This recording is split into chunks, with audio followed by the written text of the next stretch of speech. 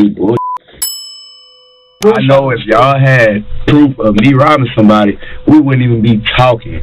Y'all would have cuffed me. I would be charged with it. That's what I know, bro. In January of 2020, DaBaby, aka Jonathan Kirk, was supposed to be playing a show at a nightclub in Miami. But when the owner paid him only $20 out of the $30,000 he owed him, things got out of hand fast. The victim alleged that Kirk punched him in the face multiple times before he was attacked by more of Kirk's crew. He was beaten up and knocked to the ground before being robbed for his phone, his credit card, and $80 cash. The only footage of the event was this piece of obscured CCTV footage. Kirk fled the scene in a black SUV before returning to the hotel a few hours later, only to be met by both of the victims and a team of police waiting to arrest him. He was escorted to the police station and told he was only there as part of an investigation. Shit, we just gotta do our investigation and that's it. But as it would turn out, the investigation wouldn't be that simple. And unfortunately for the cops, Kirk spent his hour in the interrogation room displaying exactly what to do in this situation and making the cops' lives as difficult as he possibly could. What's your full name? Come on. We just want to get for you. This is just a formality. Just tell your name, your date of birth, and all that stuff. Immediately, it's obvious that this isn't going to be an easy one for the detectives. Kirk starts off by refusing to answer any of the officer's questions, even just regarding his own name. He's already been read his Miranda rights, informing him that he has the right to remain silent, so it seems as though he's choosing to do just that. Interestingly, however, he is choosing to waive his right to a lawyer, and let's be honest here, it's not because he can't afford it. The best course of action if you're ever put in this scenario is to stay silent and ask for a lawyer.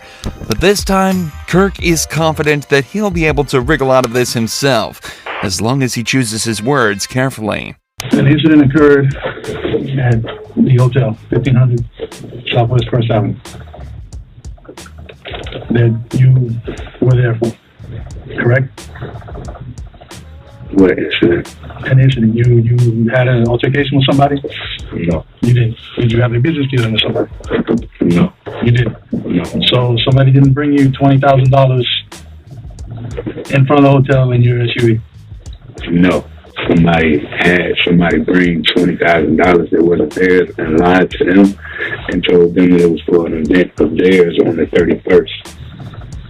And lied to them. That person, once he realized they were doing bad business, said nah and left with his $20,000. Okay, so you didn't count? And got my contact information to do business the right way. That's what happened.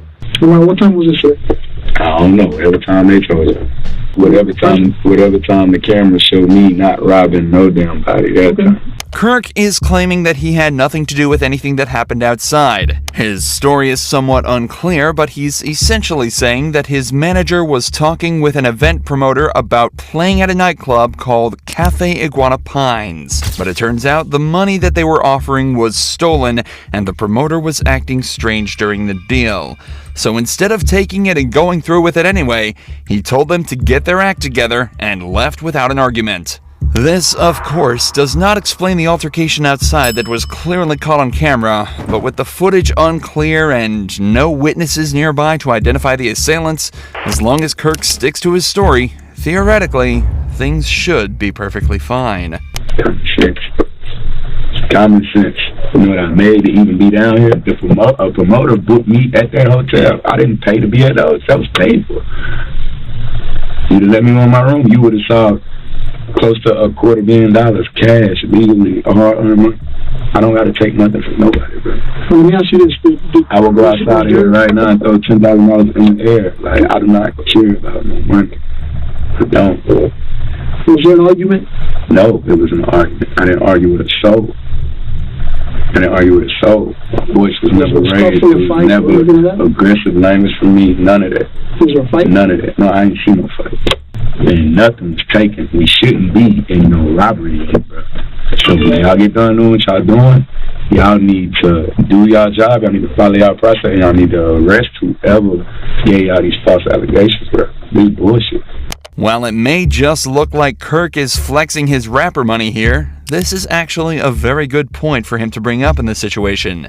If he's doing random $30,000 deals on a weekday and paying for hundreds of thousands of people per month, what does he need $80 and an iPhone for? The further he can place himself from this event, both literally and figuratively, the better. From Kirk's point of view, he was nowhere near that crime. He had no reason to commit that crime, and he has sound and reasonable explanation for his whereabouts at the time. However, from the detective's side, a crime was committed, and Kirk's vehicle was right there as it happened. So they need to try and extract the information needed to piece his day together to come up with a story that Kirk cannot argue with. That forces him into a confession. When I encountered you in the hotel, you came back to the concierge, the counter. Yeah. Where were you coming from at that point? Prime, whatever the hell. I went to eat. I went to get some food. Where's that? I don't remember. You don't know? No. How'd you get there? In the car. What kind of car? Was it a car you drove? Somebody else drove? Uber. An Uber? Yeah. What kind of car was it? Small car, SUV, truck, what? I don't know. Let's talk about what matters. That's why we're here. Let's talk about what y'all need to get me about this stuff. When I'm driving in the car, what I went to go eat, what time I went, that don't have nothing to do with the fact I ain't robbed a damn soul. Me, nobody around me, ain't nobody robbing nobody. Let's take the word robbery out of the picture. So while we here, we taking the word robbery out of the picture. Y'all are robbery detective. This is robbery unit. That's the second word he said. That's the second word he said when he came in here. Robbery. Come on, bro. Okay, listen. He told me he asked to question me about a robbery when I walked in my hotel.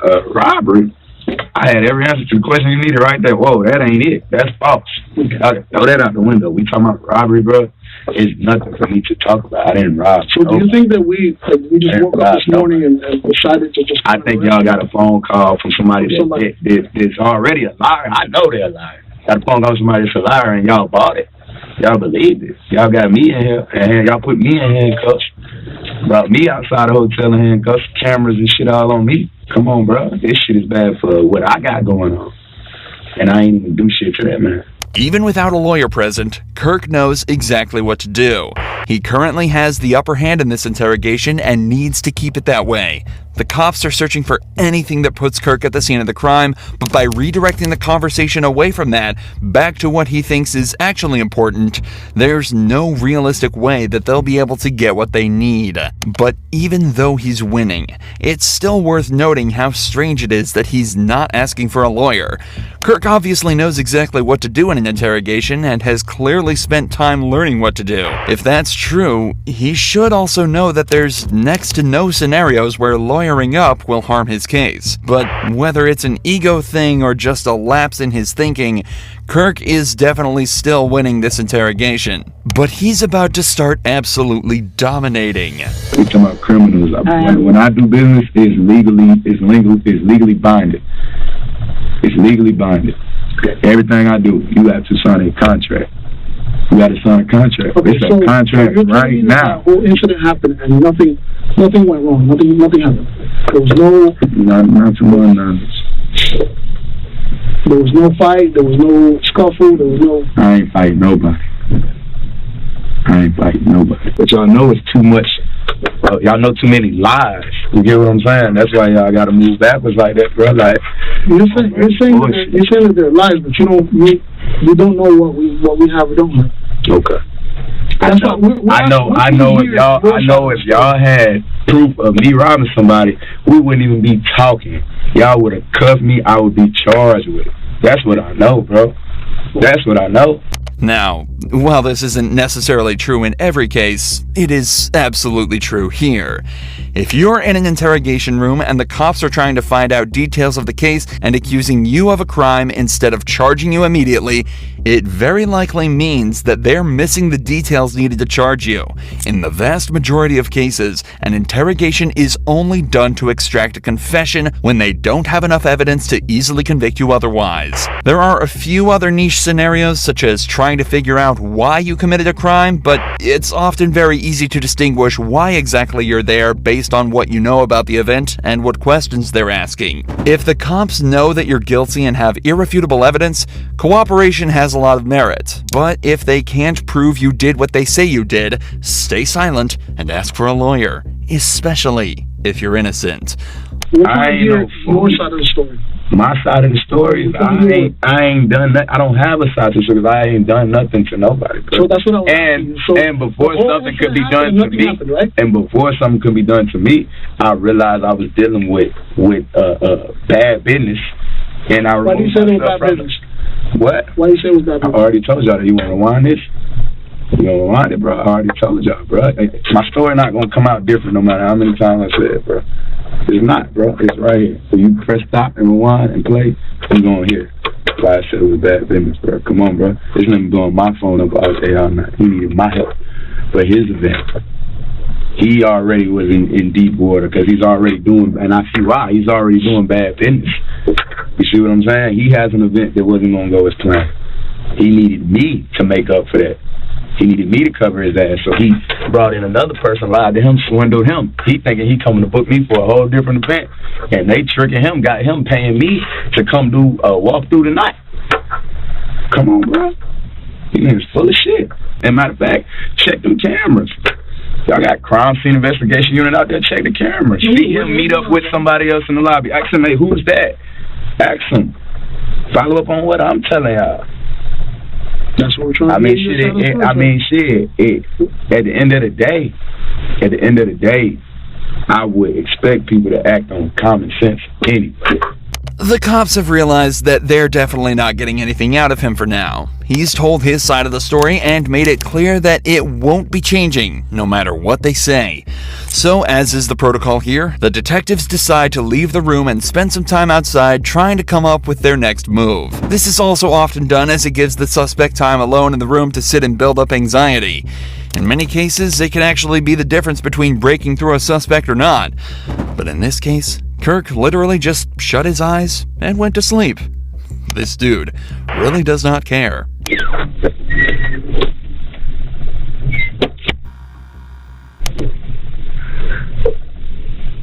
However, it seems as though the detectives couldn't come up with their next step and decided that nothing was going to make this guy budge.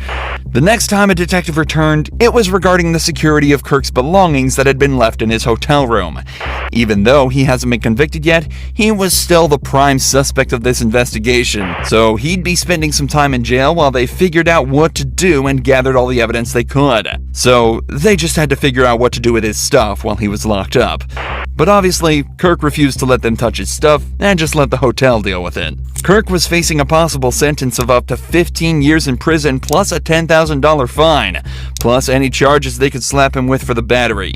That's only if they could gather enough evidence, though. Evidence they absolutely were not getting from Kirk, or the blocked security footage that was the only evidence the crime even took place. So just after 48 hours in jail, DaBaby was released and sent on his way. Just 2 months later, all charges were dropped, and he remained a free man.